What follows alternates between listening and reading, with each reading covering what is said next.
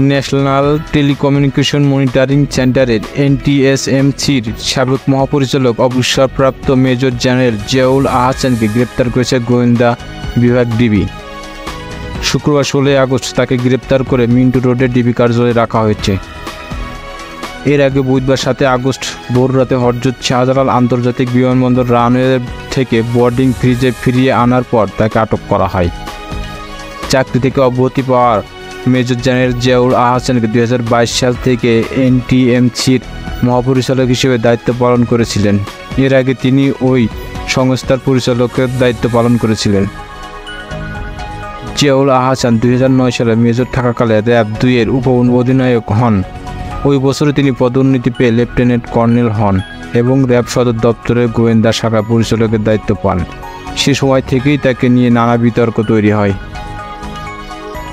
সাবেক সেনা কর্মকর্তা ওই ন্যাশনাল টেলিকমিউনিকেশন মনিটরিং সেন্টারে এটিএনসিএম সাবেক সেনা কর্মকর্তা ওই ন্যাশনাল টেলিকমিউনিকেশনের মনিটরিং সেন্টারে এনটিএমসির সাবেক মহাপরিচালক major general Ziaul Ahsan new market থানায় হত্যা মামলায় 8 দিনের রিমান্ড মঞ্জুর করেছে আদালত। শুক্রবার 16 আগস্ট ঢাকা মহানগর হাকিম আরাফাতুল্লাহ রাকিব তার রিমান্ড আদেশ দেন। এর আগে তাকে শুনানির জন্য আদালতে হাজির করে জিয়াউলের 10 দিনের রিমান্ড আবেদন করে পুলিশ।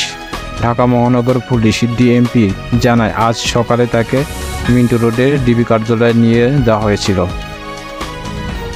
ডিএমপি জানায় গোপন খবরের ভিত্তিতে গতকাল গভীর রাতে ঢাকা খিলক্ষেত এলাকা থেকে নিউ মার্কেট থানায় রুজু করা মামলার পরিপ্রেক্ষিতে গ্রেপ্তার করা হয়। 6 আগস্ট মেজর জেনারেল জিয়াউল আহসানকে চাকরি থেকে অব্যাহতি দেওয়া হয়। Major general Ziaul Ahsan national telecommunication monitoring সেন্টারের এনটিএমসির মহাপরিচালক ছিলেন। তিনি 2022 সাল থেকে এনটিএমসির মহাপরিচালক হিসেবে দায়িত্ব পালন করেছিলেন। এর আগে তিনি ওই কোম্পানির পরিচালক ছিলেন। এর আগে 2009 সালে তিনি র্যাব 2 এর ভাইস ক্যাপ্টেন দায়িত্ব পান। একই বছরে তিনি লেফটেন্যান্ট কর্নেল পদের দায়িত্ব পেয়ে র্যাব সদর দপ্তরে গোয়েন্দা শাখা পরিচালকে নিযুক্ত হন।